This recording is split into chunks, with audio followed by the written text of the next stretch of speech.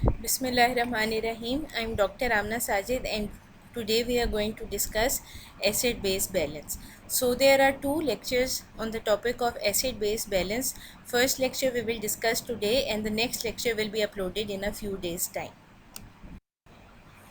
So, these are the learning objectives. Please have a look at these and then we will proceed.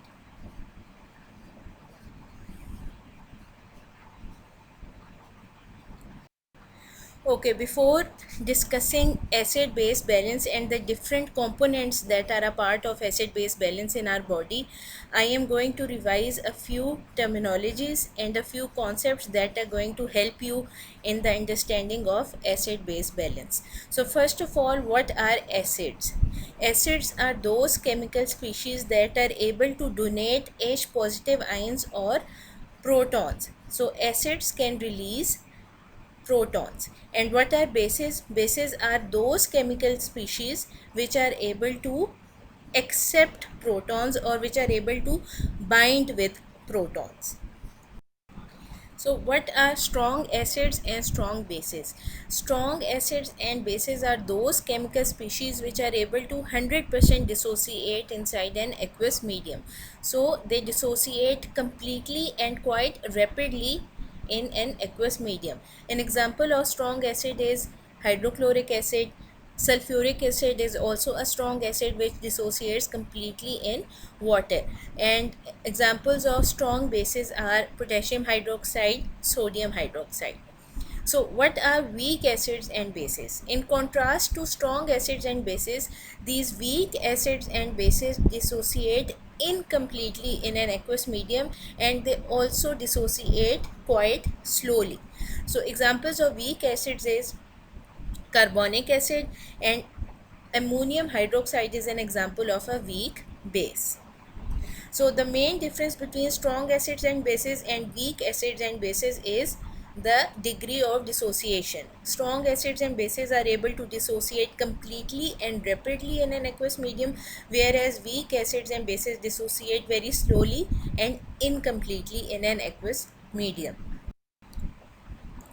So, are acids produced in the body? The answer to this question is yes.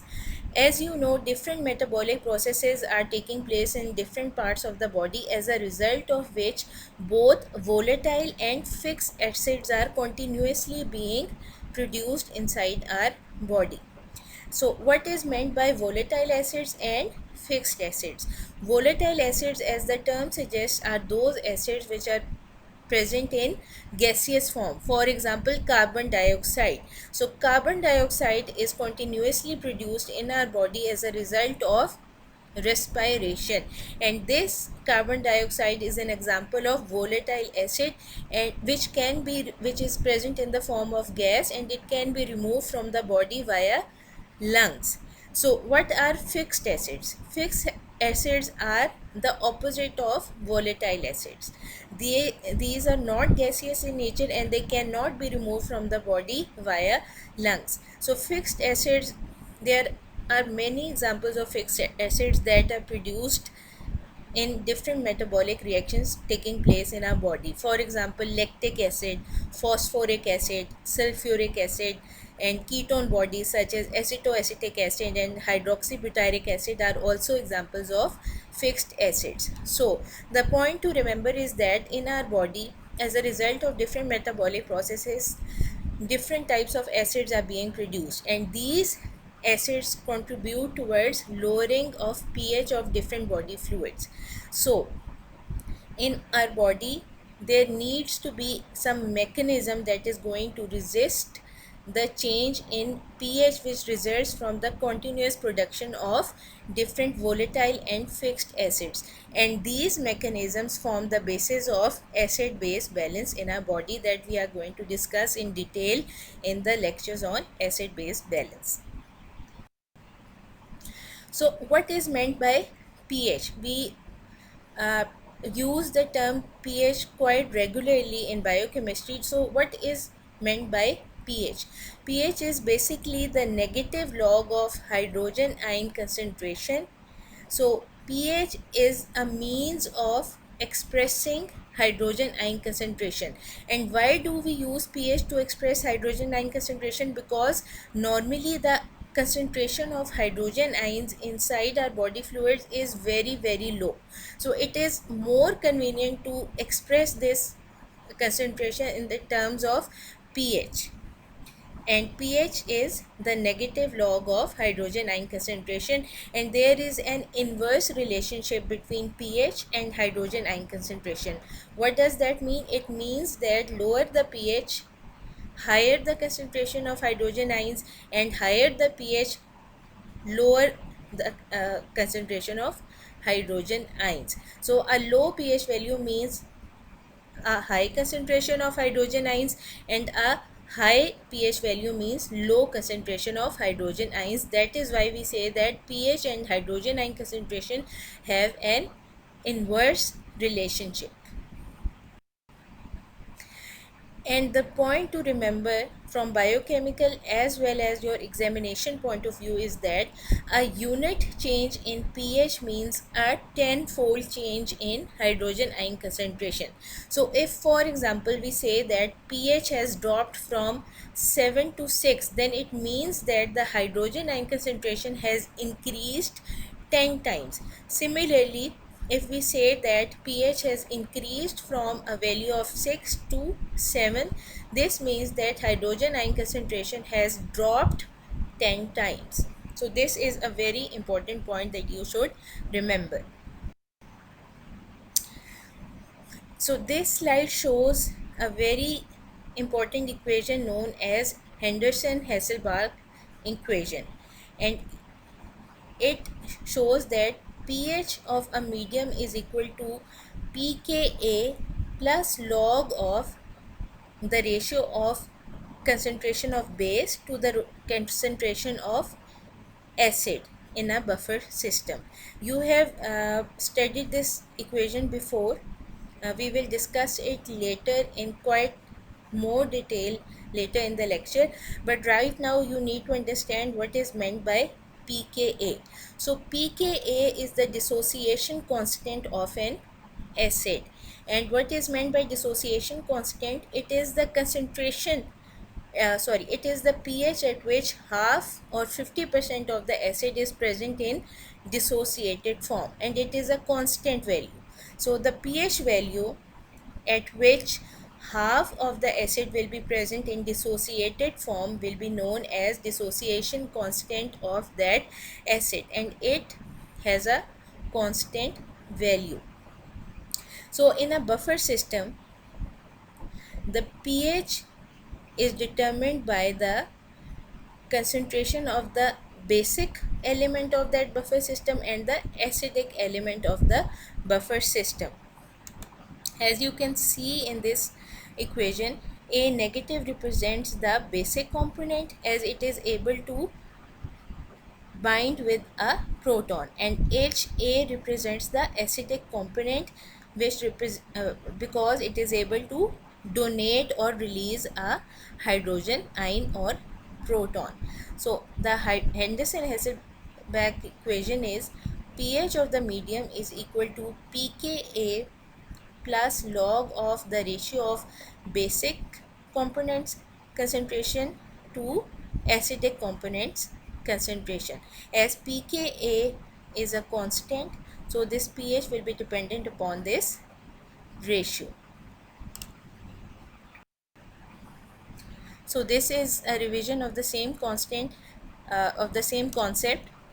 Dissociation constant of an acid is the pH at which half of the acid is present in dissociated form. And another point to emphasize is that a buffer system is more powerful or more efficient when the dissociation constant of the acid is closer to the pH of the environment. So this slide shows the pH of different body fluids. As you can see, the pH of arterial blood is normally maintained at 7.40, and the pH of venous blood and interstitial fluid is maintained at 7.35.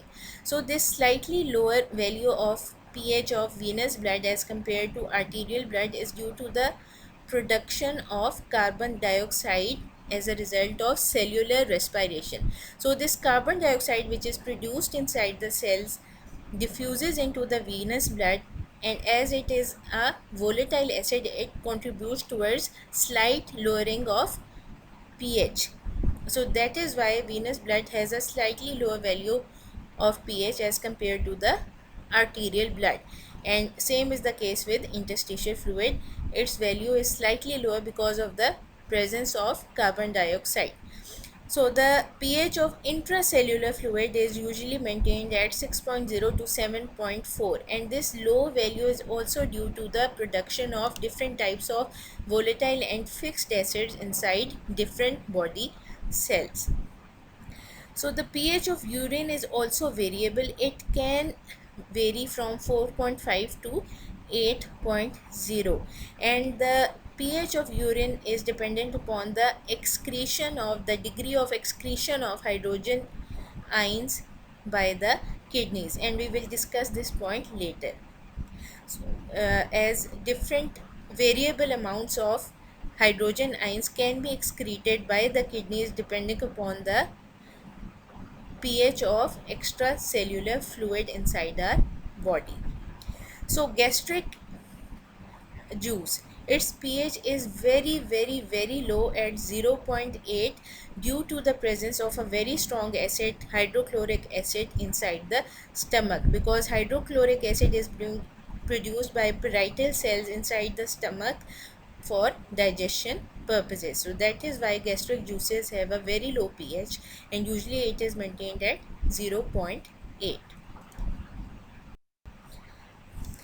So why is it important to maintain plasma pH at a constant value? As you know, the different metabolic processes inside our body, almost all of them require some enzyme system for catalysis. So these enzyme systems, different enzyme systems, operate at a certain optimal pH, and for most of these enzyme systems, the optimal pH is around the physiologic pH, which is 7.35 to 7.45.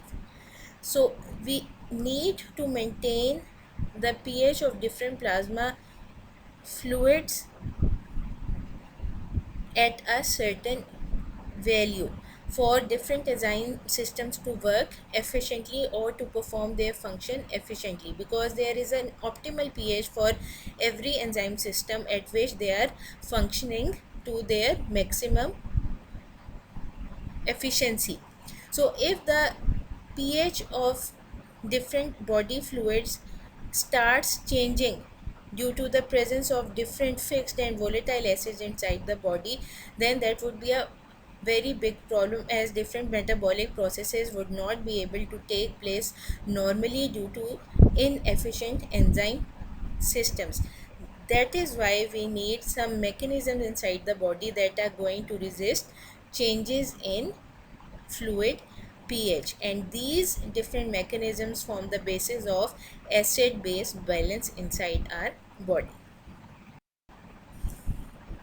So what are the components of acid base balance? There are three important systems which are involved in maintaining the acid base balance inside our body, and these include: number one, chemical buffer systems of the body, both intracellular and extracellular; number two, the respiratory system; number three, the renal mechanisms.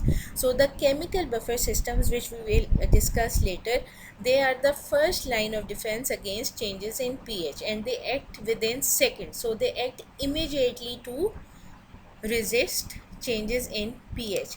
And the second line of defense against changes in pH are the lungs or our respiratory system, which include both ventilation plus the role of hemoglobin as a buffer.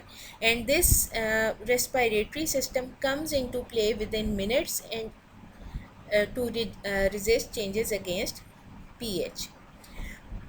And the point to remember is that the chemical buffer systems and the respiratory system, they perform a sort of temporary buffering against changes in pH, and these changes are not long term or they are not permanent. The permanent line of defense against pH changes are the kidneys or the renal mechanisms, which come into play over a period of hours to several days. And it is not only the most powerful of acid based regulatory system, but it is also long lasting and permanent. So first of all, we are going to discuss the chemical buffer systems of the body. Buffers, you have learned before, are mixtures whose different elements are able to reversibly bind with hydrogen ions, or they are able to reversibly release hydrogen ions according to the need of the body. And in this way, these buffer systems can resist changes in pH, both lowering of pH and rise in pH. These changes can be resisted by different buffer systems inside our body. And buffer can also be defined as a substance which can reversibly bind hydrogen ions, as can be shown in this equation. So whenever, for example, in a body fluid or a body compartment, hydrogen ion concentrations start to rise, then a chemical buffer will come into play and it will sequester these hydrogen ions and remove them from the body fluid, resulting in the formation of H buffer. So this is how different buffer systems work. This is a very simplified way of representing the function of a buffer system. So the buffers in our body can be classified into intracellular buffers and extracellular buffers. And as you can see, the intracellular buffers include two important buffer systems. First of all, phosphate buffer system, and secondly, protein buffer systems. The proteins, the different proteins which are present inside the cells, and this is a very important intracellular buffer system because a large quantity of proteins are present inside different cells. So the extracellular buffers include protein buffer system and carbonic acid bicarbonate buffer system. The extracellular protein buffer systems include hemoglobin buffer system and amino acid buffer system, plus plasma proteins buffer system. Plasma proteins, as you know, are present inside the plasma. And the most powerful of these extracellular buffer systems is the carbonic acid bicarbonate buffer system. And why is it the most efficient and the most powerful extracellular buffer system, we will discuss later.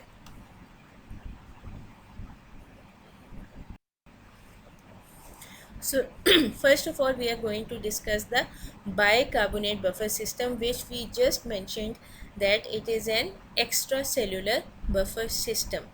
And why is it very powerful? This is because the two elements of this buffer system can be regulated by the lungs and the kidneys. So what does this buffer system consist of? It consists of a weak acidic element in the form of carbonic acid and a bicarbonate salt such as sodium bicarbonate. And this bicarbonate ion in the salt is basically acting as a base, as bicarbonate ion is able to bind with a hydrogen ion. So the two elements of the bicarbonate buffer system are carbonic acid, which represents the acidic element, and the bicarbonate ion, which represents the basic element. And the carbonic acid in the form of carbon dioxide can be regulated by the lungs, and the bicarbonate ion, which is the basic element, it can be regulated by the kidneys. We will discuss this later, but right now for your understanding I am mentioning that carbon dioxide, which is a volatile acid, it can combine with water to form carbonic acid, and this carbonic acid is the acidic element of bicarbonate buffer system. And this carbon dioxide, it can be removed from the body via lungs, or it can be retained inside the body by decreasing ventilation rate according to the needs of the body. So whenever there is increased concentration of hydrogen ions inside the body, then more carbon dioxide can be exhaled out of the lungs, and this results in decrease in hydrogen ion concentration or decrease in acidic concentration inside the body. But whenever there is a decrease in hydrogen ion concentration and more acid needs to be retained inside the body, then the ventilation rate can be decreased, resulting in retention of carbon dioxide. So in this way, carbon dioxide concentration inside the body can be regulated via the lungs, and it can contribute to acid base balance. Similarly, the bicarbonate ion, its concentrations can be regulated by the kidneys. So whenever there is requirement of more base inside the body, then bicarbonate reabsorption from the kidneys will increase, and whenever there is decreased requirement for a base or bicarbonate in the body, then bicarbonate reabsorption from the kidneys will decrease. So this regulation of bicarbonate ions by the kidneys also help in maintaining acid base balance of the body. And because of this fact that the acidic and the basic components of the bicarbonate buffer system can be regulated by the lungs and the kidneys respectively, because of this fact bicarbonate buffer system is a very important buffer system in the body. So now I am going to explain the different elements of bicarbonate buffer system. So please pay attention to the first reaction, as it is a very important reaction. In this reaction, carbon dioxide combines with water to form carbonic acid, which is a weak acid, and it is the acidic element of this buffer system. And this reaction occurs in the presence of carbonic anhydrase enzyme. Moreover, this reaction is a reversible reaction, which means that it can proceed both in the forward as well as in the backward direction, but only in the presence of carbonic anhydrase enzyme.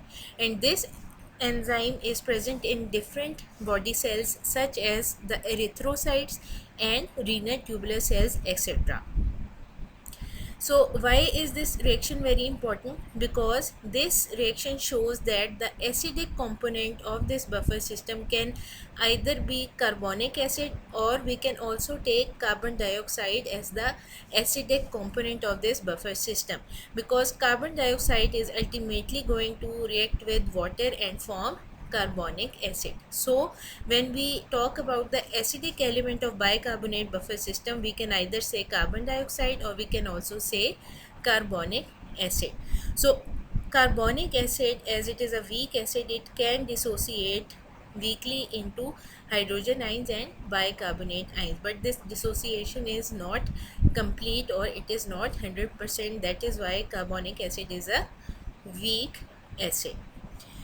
And the salt, which is also a component of bicarbonate buffer system, is usually sodium bicarbonate, and sodium bicarbonate can dissociate into sodium ions and bicarbonate ions, and this carbonate ion is basically the basic element of this buffer system, because it is a negatively charged ion and it can combine with hydrogen ions.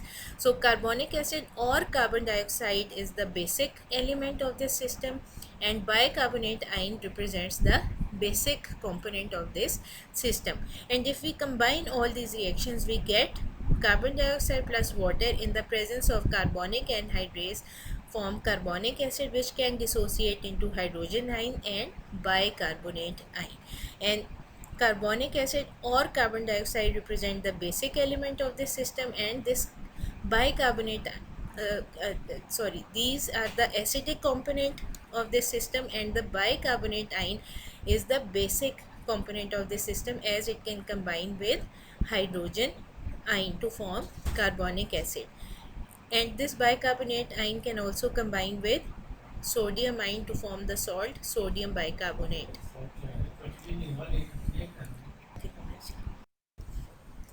So how does this buffer system work? So when a strong acid is added to this buffer system, for example, when HCl is added to the bicarbonate buffer system, then HCl will dissociate completely to form hydrogen ions plus chloride ions, and these hydrogen ions will result in significant lowering of pH. But how does this lowering of pH is resisted by the bicarbonate system? The basic element of the bicarbonate system, which is the bicarbonate ion, comes into play and it combines with hydrogen ions, thus removing hydrogen ions from the medium, resulting in the formation of a weak acid called carbonic acid. And this weak acid dissociates very weakly or poorly into form a very small quantity of hydrogen ions, which results in only slight lowering of pH. So the significant lowering of pH that would have occurred if these hydrogen ions would have stayed inside the medium, that lowering of pH is resisted by the basic element, which is the bicarbonate ion of the bicarbonate buffer system. And this bicarbonate ion combines with hydrogen ions to form carbonic acid, which is a very weak acid and which results in only slight lowering of pH. Moreover, this carbonic acid in the presence of carbonic anhydrase enzyme can be converted to carbon dioxide and water, and this carbon dioxide can be removed from the body via lungs. So this is how the bicarbonate buffer system resists a lowering in pH. So what happens when a strong base is added to the bicarbonate buffer system? As you can see in this equation, when sodium hydroxide, a strong base, is added to the bicarbonate buffer system, then the carbonic acid element of the system comes into play, resulting in the formation of sodium bicarbonate and water. So the hydroxyl ion, which is a very strong base, is sequestered by the H positive ion of carbonic acid, resulting in the formation of water, and the resulting chemical species and the remaining chemical species combine with each other to form sodium bicarbonate ion. In this way, a rise in pH is resisted by the bicarbonate buffer system.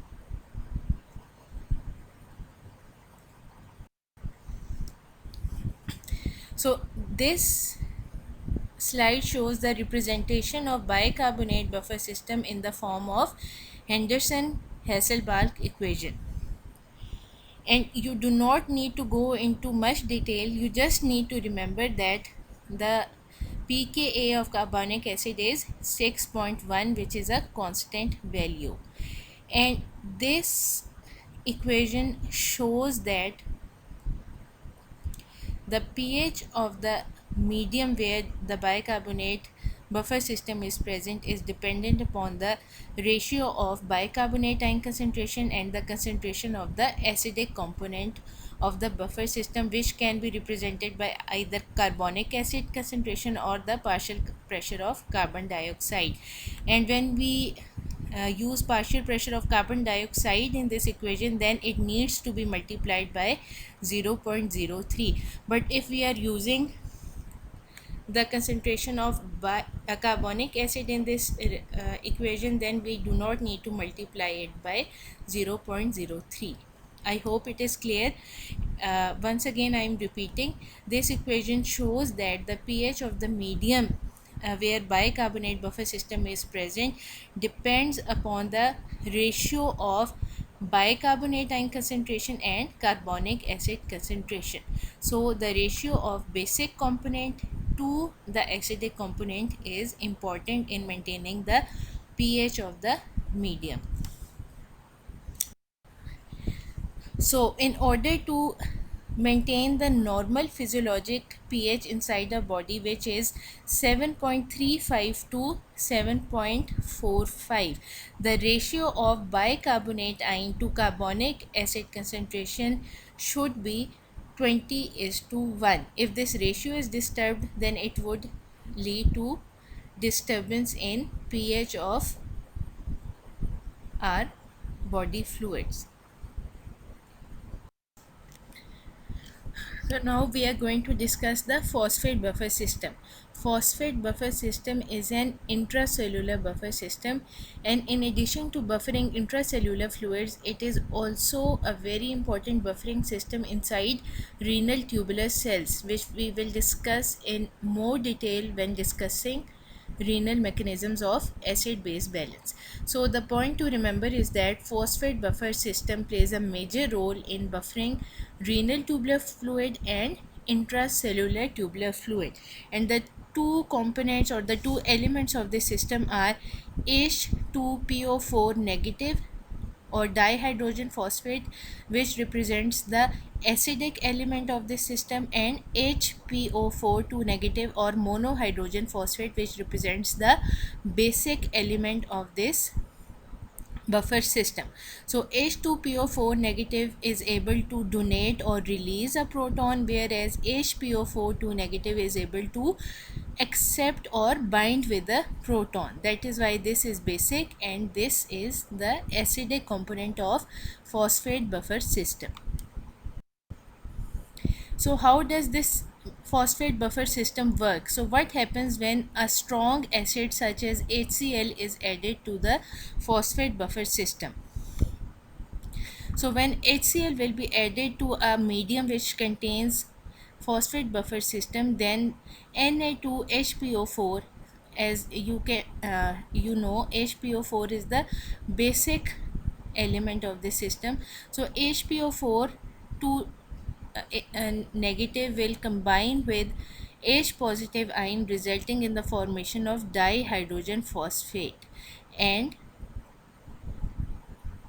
NaCl will also be formed. So HCl will react with Na2HPO4 to form NaH2PO4 plus NaCl. So in a nutshell, what is happening, the H positive ions from HCl will be sequestered by HPO4, which is the basic element of phosphate buffer system, resulting in the formation of H2PO4, which is a very weak acid, which means that it dissociates very weakly to release hydrogen ions. So a large change in pH has been resisted by the formation of a weak acid.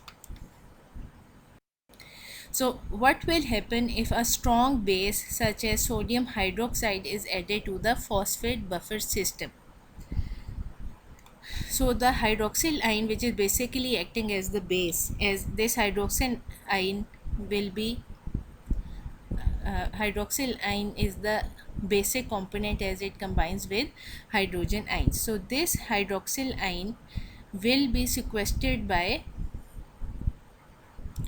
a hydrogen ion from H2PO4, resulting in the formation of H2O.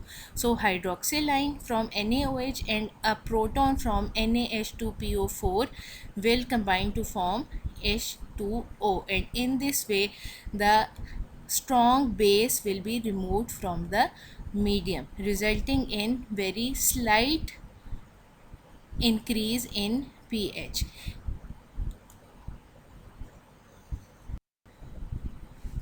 So the phosphate buffer system is able to maintain the normal physiologic pH, which ranges from 7.35 to 7.45, only when the basic component of this system is 4 times the concentration of the acidic component. So the ratio of concentration of monohydrogen phosphate to dihydrogen phosphate should be 4:1. Only then phosphate buffer system will be able to maintain the normal physiological pH. So in our body, this ratio for phosphate buffer system is maintained.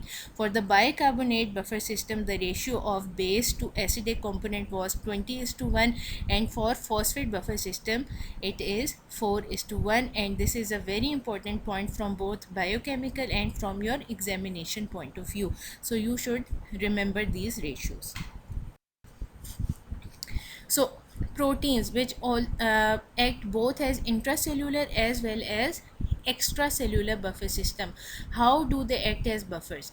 As you know that proteins contain amino acids which can be negatively charged or positively charged, and these different charged amino acids can either bind with hydrogen ions or they can release protons. So in this way they can act as buffers both inside the cells and outside the cells according to the requirement. So if hydrogen ion concentration increases, then the negatively charged acids can combine with hydrogen ions, and by removing these hydrogen ions from the medium, pH of the medium or the environment will be maintained. And in the same way, if protons need to be added to the medium or to the fluid where these proteins are acting as buffers, then different amino acids can also release hydrogen ions, and in this way different proteins can act as buffers both inside the cells and outside the cells. And an example of a protein acting as a buffer is hemoglobin, and different intracellular proteins and plasma proteins, they also act as buffers because they comprise of negatively charged and positively charged amino acids. So now we are going to discuss the role of hemoglobin as a buffer system in detail. As you can see in this diagram, these are the tissues and these are the lungs, the alveolar spaces inside the lungs, and this is an RBC in the vicinity of body tissues and this is an RBC in the vicinity of alveoli. So what is happening here? Carbon dioxide is being produced as a result of cellular respiration, and this carbon dioxide will diffuse out of the body cells, will enter the interstitial space and then the venous blood, and carbon dioxide is able to cross the red blood cell membrane and enter the red blood cells, and once inside the cells it is going to combine with water in the presence of carbonic anhydrase to form carbonic acid. So carbonic anhydrase enzyme is present inside red blood cells and it is going to catalyze the formation of carbonic acid from carbon dioxide and water, and this carbonic acid is going to dissociate into bicarbonate ions and hydrogen ions, and hydrogen ions are going to be taken up or sequestered by hemoglobin, which is also present inside RBCs, and this hemoglobin is also going to combine directly with some of the carbon dioxide that has entered the RBC to form carb amino hemoglobin. So this hemoglobin is going to transport H positive ions that have resulted from carbon dioxide and some of the carbon dioxide in the form of carb amino hemoglobin from the venous blood to the lungs, and from there carbon dioxide is going to be exhaled out of the lungs. How? We will discuss right now. So hemoglobin inside the RBCs is acting as a buffer mechanism because it is also buffering hydrogen ions and also carbon dioxide, which is a volatile acid. So I am going to repeat once again what happens. Carbon dioxide being produced inside the body cells is going to enter the RBC where it is going to convert into carbonic acid in the presence of carbonic anhydrase enzyme, and carbonic acid is going to dissociate into bicarbonate ion and hydrogen ions, and these hydrogen ions are going to be sequestered by hemoglobin present inside the red blood cells, and this hemoglobin is also going to combine directly with some of the carbon dioxide which entered the RBC to form carb amino hemoglobin. So now this carbon dioxide in the form of hydrogen ions and carb amino hemoglobin is going to be transported to the lungs where carbon dioxide will be removed from the body. So another point to emphasize here is that this bicarbonate ion is being formed resulting in increased concentration of bicarbonate inside the RBCs. So this bicarbonate ion is going to diffuse out of the cell and enter the plasma, and as carbonate ion enters the plasma, one chloride ion is going to enter the RBC, and this is known as chloride shift or Hamburger's phenomenon, and this Hamburger phenomenon is important for maintaining the electric balance of the plasma. So if one negatively charged ion has entered the plasma, then one negative charged ion will have to be removed from the plasma, and this is achieved via chloride shift or Hamburger's phenomenon, as one chloride ion enters the RBC and leaves the plasma. So what happens when this red blood cell enters the lungs?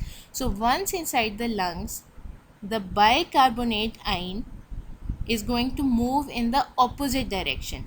Here it was leaving the RBC and entering the plasma, but once inside the lungs, bicarbonate ion is going to leave the plasma and diffuse inside the red blood cells. And because bicarbonate ion concentration here is greater than the RBC. So once bicarbonate ion enters the RBC, it is going to combine with hydrogen ion, and this hydrogen ion is going to be released from hemoglobin, because hemoglobin now is going to combine with oxygen. So hemoglobin is going to release hydrogen ions which are going to combine with bicarbonate ions to form carbonic acid, which will be converted to carbon dioxide and water by carbonic anhydrase enzyme, and this carbon dioxide will diffuse inside the alveolar spaces and exhaled out of the lungs. So in this way, hemoglobin has acted as a buffer. And also carbaminohemoglobin, that was formed by the direct combination of carbon dioxide with hemoglobin, it will also be broken down into carbon dioxide and hemoglobin, and that carbon dioxide would be exhaled out of the lungs. So this is how hemoglobin is acting as a buffering mechanism, as it sequesters hydrogen ions here and carbon dioxide, and it releases hydrogen ions and carbon dioxide, which are ultimately going to be removed from the body in the form of carbonic acid. And another point to remember is that bicarbonate ion which entered the RBC in the lungs, it was coupled with the exit of one chloride ion from the RBC, and this is also known as chloride shift or a Hamburger's phenomenon, but here it is occurring in the reverse direction, and this is all to maintain the electric balance of the plasma. So this picture once again depicts the chloride shift or Hamburger's phenomenon, and this phenomenon is important for maintaining the electric balance of the plasma. So what happens at the level of peripheral capillaries or in the vicinity of tissues? Bicarbonate ion which was formed inside the RBCs, it leaves the RBC and it is coupled with the entry of one chloride ion into the RBC, as one negatively charged ion enters the plasma, another negatively charged ion leaves the plasma, so that the electric balance inside the plasma is maintained. Similar mechanism occurs in the lungs, but it occurs in the reverse direction. Now inside the lungs, bicarbonate ions move inside the RBC coupled with the exit of chloride ion out of the RBC. So one negatively charged ion leaves the plasma and another uh, negatively charged ion enters the plasma to maintain electric balance. So that was all about the role of proteins and hemoglobin as a buffer system. Now we are going to discuss the second line of defense against acid base changes, and that is the respiratory regulation of acid base balance. So the respiratory regulation comes into play within minutes, and it can be operational up to a few hours, and it is also a temporary mechanism, and it serves to resist change in pH until the renal mechanisms come to play, which are long term and permanent, and they are the most powerful of all the acid base regulatory mechanisms. So how does the respiratory system act as a regulator of acid base balance? It does so by controlling the extracellular concentration of carbon dioxide, or in other words, it controls the partial pressure of carbon dioxide. So whenever there is an increase in hydrogen ion concentration inside the plasma, then more carbon dioxide is removed from the body via exhalation in the lungs. And whenever there is a drop in hydrogen ion concentration, or whenever there is a requirement of more acid inside the body, then carbon dioxide will be retained inside the body by decreasing its removal via lungs. So an increase in ventilation eliminates carbon dioxide from the extracellular fluid, which reduces hydrogen ion concentration. How? Because whenever there is an increase in plasma hydrogen ion concentration, then this results in an increase in ventilation rate. And when ventilation rate of the lungs is increased, then more carbon dioxide leaves the body and it is exhaled out of the lungs. And how does this serve to decrease the hydrogen ion concentration inside the plasma? Because if carbon dioxide was not removed and if it stayed in the plasma, then it would have combined with water in the presence of carbonic anhydrase enzyme to form carbonic acid, which would have dissociated into H positive ions and bicarbonate ions. So if carbon dioxide is removed from the plasma, then it would not result in the formation of these hydrogen ions, and the pH of the plasma would not be lowered. So if carbon dioxide elimination from the body is increased by increased ventilation rate, then it can result in an increase in pH or in lowering of hydrogen ion concentration. So whenever there is an increased concentration of hydrogen ions inside the plasma, it results in increased ventilation rate, which removes carbon dioxide from the body. And a decrease in ventilation rate happens when there is lower concentration of hydrogen ions, or when the pH of the plasma is increased. So when the pH is increased, then there is a need to lower that pH, and this is achieved by decreasing ventilation rate, because when ventilation rate is decreased, less amount of carbon dioxide will be removed from the lungs, and that carbon dioxide which is retained inside the body, it would result ultimately in the formation of hydrogen ions, and that would lower the pH. So in other words, to summarize, we can say that hydrogen ion concentration regulates the rate of alveolar ventilation. So when there is increased hydrogen ion concentration, ventilation rate would be increased to remove carbon dioxide from the body. And whenever there is reduced plasma hydrogen ion concentration, then ventilation rate will be reduced in order to retain carbon dioxide inside the body, because this carbon dioxide will ultimately result in hydrogen ion formation, and that would result in maintaining the pH of the plasma.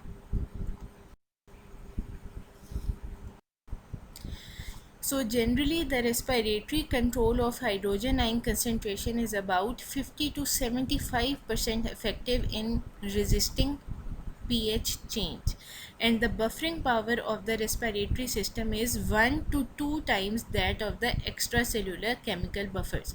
So the respiratory mechanisms are slightly more powerful in buffering hydrogen ions as compared to the chemical buffer systems, which are the intracellular and extracellular buffer systems inside our body. So this was all about the chemical buffer systems and the respiratory mechanisms of acid base balance. In the next lecture we will be discussing the renal mechanisms of acid base balance, plus we will also discuss acidosis and alkalosis in detail. So thank you very much. If you have any queries regarding this lecture, you can mail me. Best of luck from my side. Allah Hafiz.